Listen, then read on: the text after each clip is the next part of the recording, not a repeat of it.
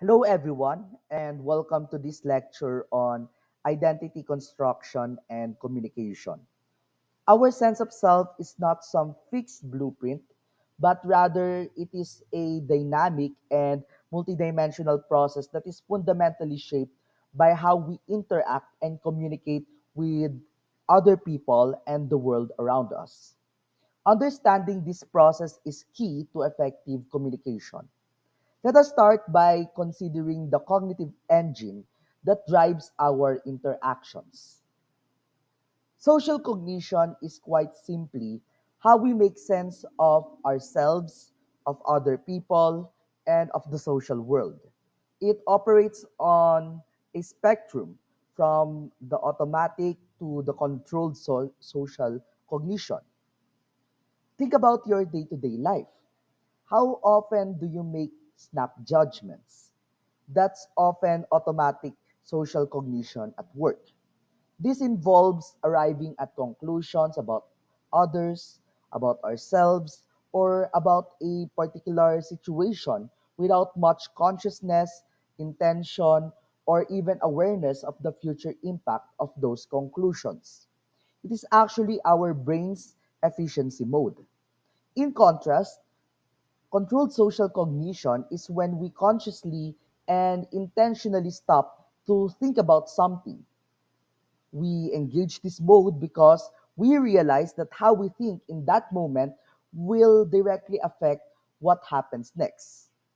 Can you think of a time you recently paused before sending an email or speaking to a friend because you knew your wording will affect the conversation? That's actually controlled social cognition at work. These processes rely on three elements: attention, memory, and judgment. First, there is attention. This is the process of focusing more closely on some of the stimuli in our environment. A critical aspect of attention is salience. We direct our attention toward people or things that stand out in the social context. It might be different from our expectations, or it might be directly related to our current goals. In other words, these things grab our focus, and therefore our information is absorbed from these salient objects or salient behaviors. Next, we rely on memory. Memory is the recollection of specific people and events that happened in the past. An important memory structure is the schema, or a mental blueprint that connects something or someone to its related qualities. For example, a professor's schema might include qualities like knowledgeable, busy, and academic. We use these schemas to constantly process information. And then finally, we have judgment, or the process of evaluating people and their behaviors. This includes impression formation, or creating an initial overall picture of a person. Next is attribution, or explaining the causes of someone's behavior or your own behavior. And last is stereotyping, or making generalizations about a group of people and applying those generalizations to a specific individual.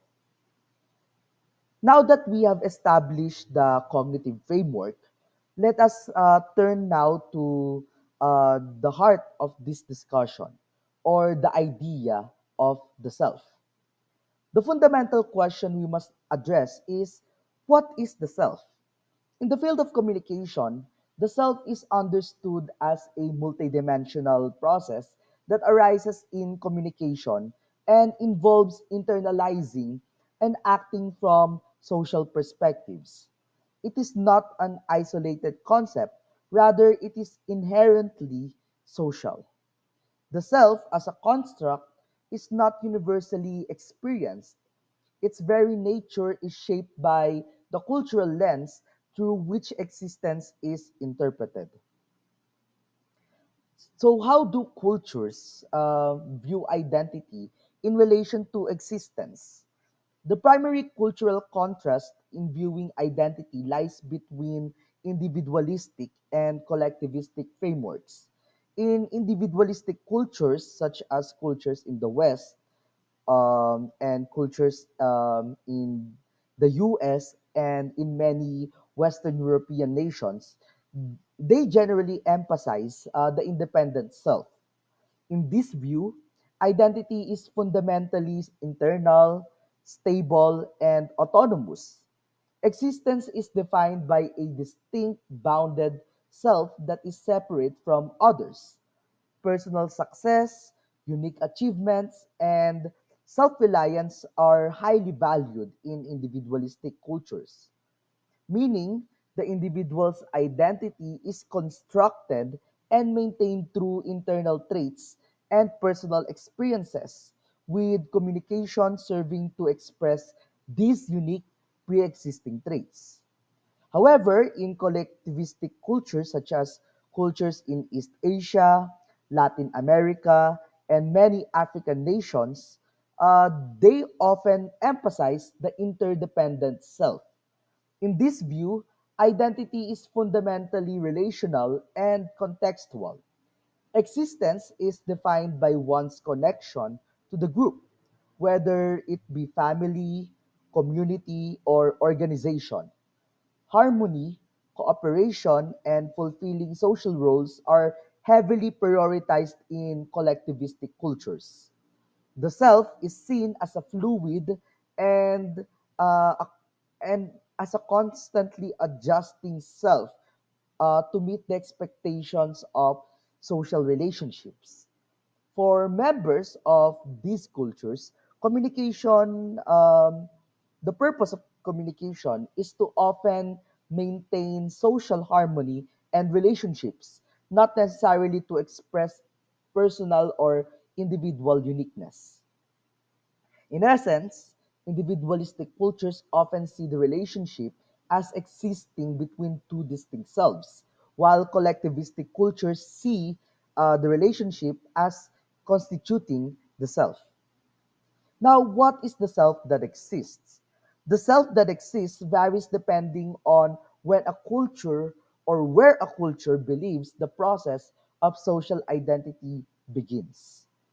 For many Western philosophers, the existing self is an inner core, a psyche or soul that remains consistent across time and certain situations. Identity is often seen as starting early in life, rooted in individual consciousness and memory. The self is the psychological core of personality, with a clear boundary between the individual and the social world. In many non Western contexts, the self that truly exists is the self defined by its social role or position within a hierarchy. For example, you are defined by being the son or a daughter of this person. You are defined as a student, or you are defined as a part of certain part of this community.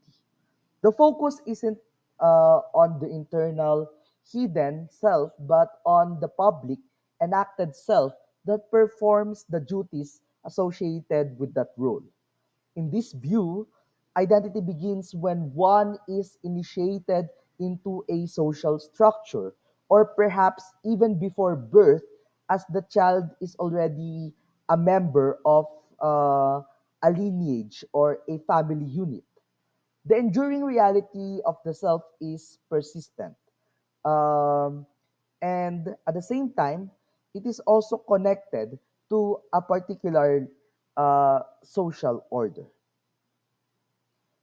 According to the work of George Herbert Mead, we develop ourselves by internalizing two key types of social perspectives that are communicated to us. The first is the perspectives of particular others, and next is the perspective of the generalized other. Particular others are the specific people who are important in our lives. They are the foundation or the beginning of a self concept. Think of your family members or other individuals who matter deeply to you. They communicate their views through several mechanisms: direct definitions by explicit labels like "you are so bright" or "you are too sensitive." Next is reflected appraisals, or seeing ourselves through their eyes or how they react to us. Next is through scripts, or expected patterns of behavior for various situations. The next are attachment styles, or the patterns of interaction established in early relationships. As we mature, we internalize the perspective of the generalized other. This is the broader overall society that possesses values, experiences, and understandings that are widely shared among its members. This perspective includes significant societal influences such as culture, race or ethnicity, gender and sexual orientation, and socioeconomic class. This perspective gives us an idea of how we should behave and who we are supposed to be in our culture. It might not, of course, be endorsed by those outside the group. Moving from these foundational perspectives, let us explore the actual structure of our self understanding, which is the self concept. The self concept is all the information we have about ourselves. According to the communication theory of identity of Michael Hecht and Carl Jung, the self can be broken down into personal, enacted, relational, and communal dimensions of our identity. The personal dimension covers your unique internal attributes like your beliefs and wit, representing the private self. The enacted dimension is the identity you actively perform through communication, serving as the presenting self used for impression management. The relational dimension defines your identity through your specific roles in relationships, like being a daughter or a son, or being a friend to this person, which are co-created and negotiated with particular others. Finally, the communal dimension links your identity to large shared groups such as nationality or class, which provides the norms derived from the perspective of the generalized other.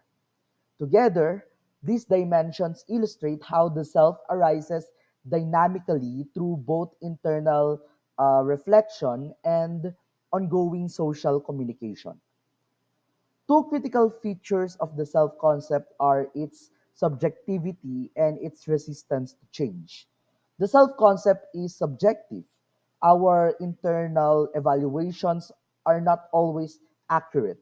In fact, we often experience distorted self evaluations, meaning the picture we have of ourselves might not align with the reality.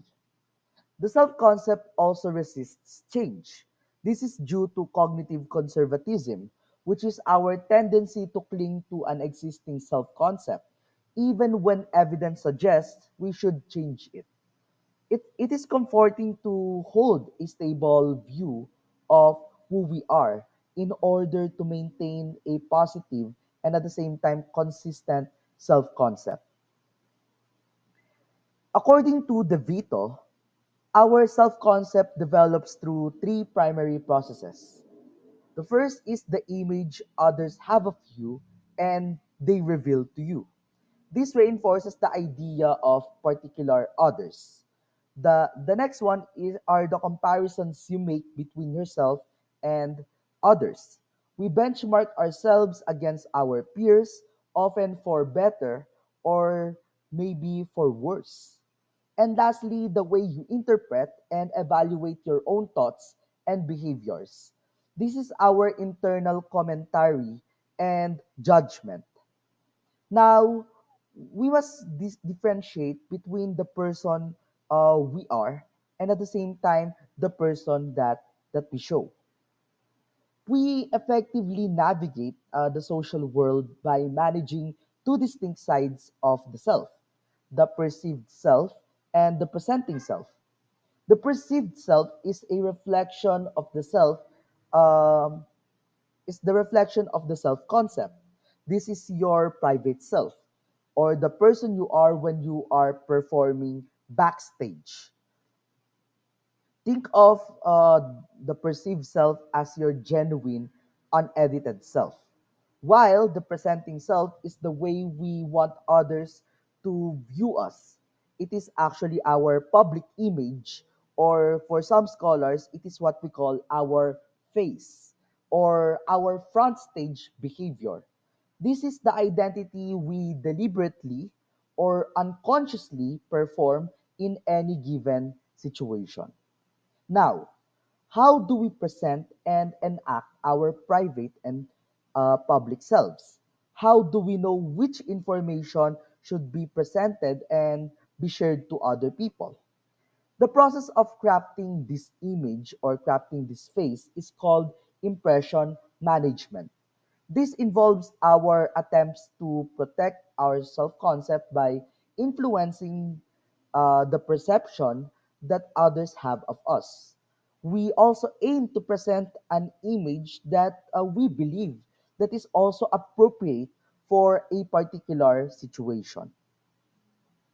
It is important to recognize that first we strive to construct multiple identities. For example, we present the identity of a teacher, and at the same time we also present an identity of a friend, of a spouse, or etc. Impression management is also often collaborative. Um, Other people play along and help us maintain our face or our image. It can also be deliberate, like preparing for a job interview, or completely unconscious. So, if identity is a performance, how do we reveal genuine parts of our private self to others? This brings us to the crucial concept of self disclosure. Self disclosure is the process of deliberately revealing information about oneself that is significant and would not normally be known by others. It is, it is a purposeful act of vulnerability, and at the same time, it is also an act of reciprocity. One of the most famous models for understanding self disclosure is social penetration theory, which describes relationship development in terms of increasing two dimensions of self disclosure: the breadth and the depth. The breadth is the range of topics being disclosed, while the depth is the shift from relatively impersonal messages to more personal and intimate ones. The theory posits that the most intimate relationships are those in which disclosure is great in both breadth and depth. Another useful model is the Johari window, which divides our personal information into four areas based on who knows the information. The first area is the open self, which is known to both self and others. The next area is the blind self, which is unknown to self but known to others. The next one is the hidden self, which is known to self but unknown to others. And lastly, the unknown self, which is unknown to both self and to other people. Disclosure is what moves information from the hidden pane into the open pane, and feedback moves information from the blind self into the open self. Now, why do we take the risk of revealing ourselves? The benefits often outweigh the potential costs, particularly in close relationships. Catharsis is simply getting something off your chest, and it provides emotional relief. It's actually a way to unburden yourself from pent up thoughts or feelings. Reciprocity in healthy relationships, disclosure encourages the other person to share in return or in return, and it creates a cycle of mutual vulnerability and trust. This is actually a key mechanism for deepening certain bonds. Next is self clarification. By articulating a thought or feeling out loud, we often gain new perspective and understanding about ourselves. The act of voicing it helps structure and clarify internal experience. Next is self validation. When others accept and affirm what we disclose, it actually validates our sense of self and our experiences. This positive reinforcement strengthens our identity. Building, and the next one is building and maintaining relationships. Self disclosure is essential for intimacy.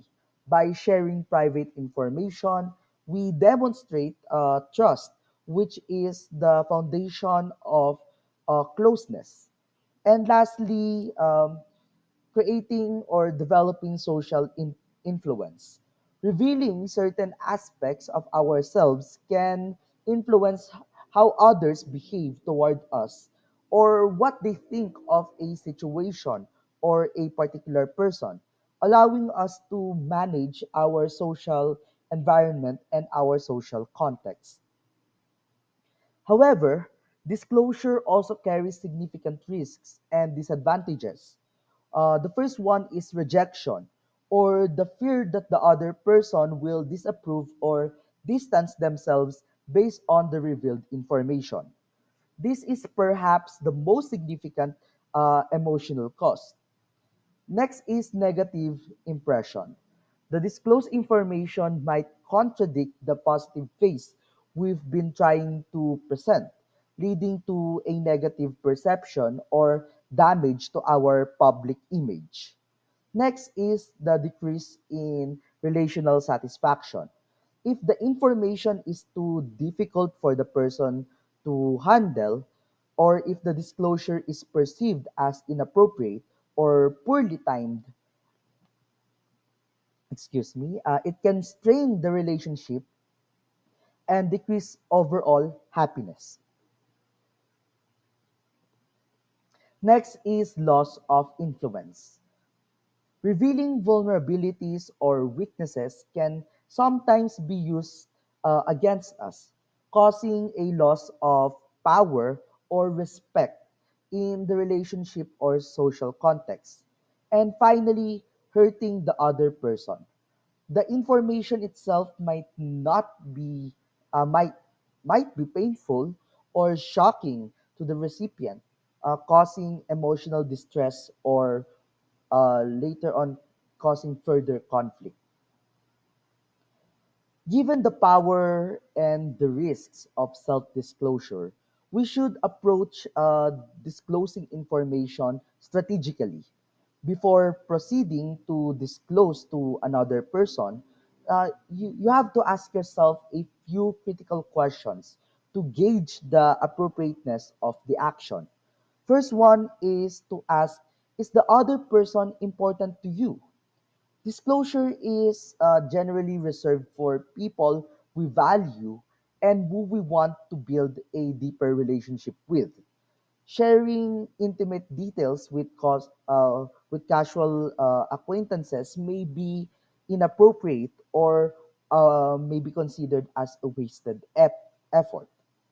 Next is to ask the question, are the amount and type of disclosure inappropriate? You should match the depth of disclosure to the relationship stage. So we look at the concept of the social penetration theory. Oversharing too quickly or sharing information that is too intimate for the context can scare people away. The next question is the risk of disclosing reasonable?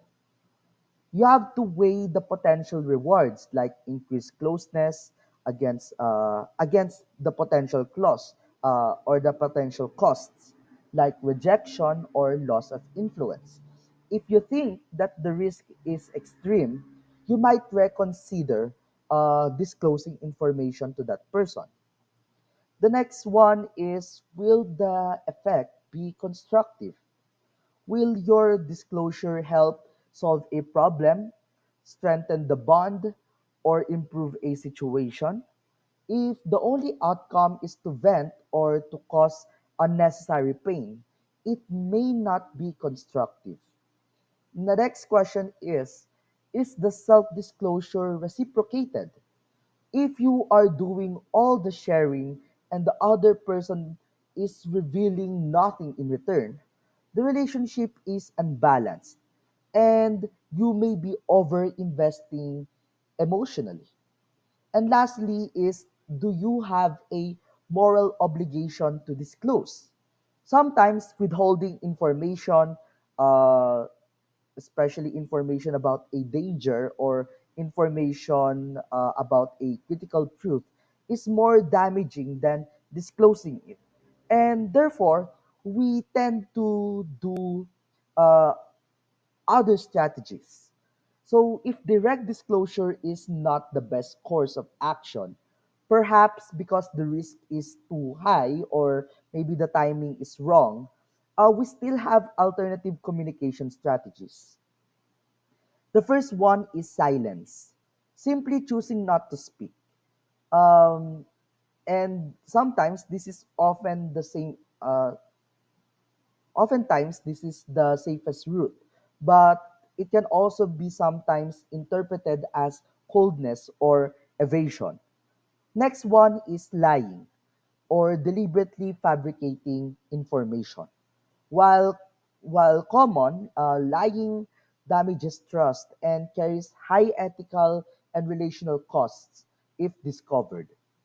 The next strategy is equivocating, using vague, ambiguous, or purposefully confusing language to avoid taking a clear stance or revealing the truth uh, can be used to navigate a situation without outright lying to that person. The next one is hinting or providing subtle clues or suggestions to convey a message without stating it directly. This allows the other person to save face uh, or it gives you an out if the message isn't well received. And finally, evasion or changing the subject or giving a generalized, non-specific answer to deflect attention away from the core issue. Now, how does this central communication behavior, such as self disclosure, connect to our overall identity?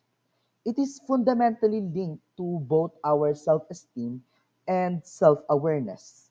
Self esteem is our positive or negative judgment of the characteristics we think we have. Self awareness is the conscious knowledge of our own character, and of our own feelings, of our own motives and desires. And that means um, we see self-disclosure as something that builds self-awareness.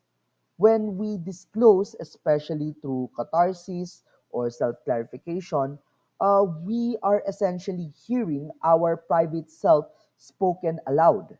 The act of verbalizing a feeling or motive forces us to formalize and inspect ourselves, pushing information from the Johari window, uh, from the from the hidden area of the Johari window into the open area. The next thing that we can look at is that self disclosure impacts our self esteem. The responses we receive from others during disclosure directly affects our self-esteem.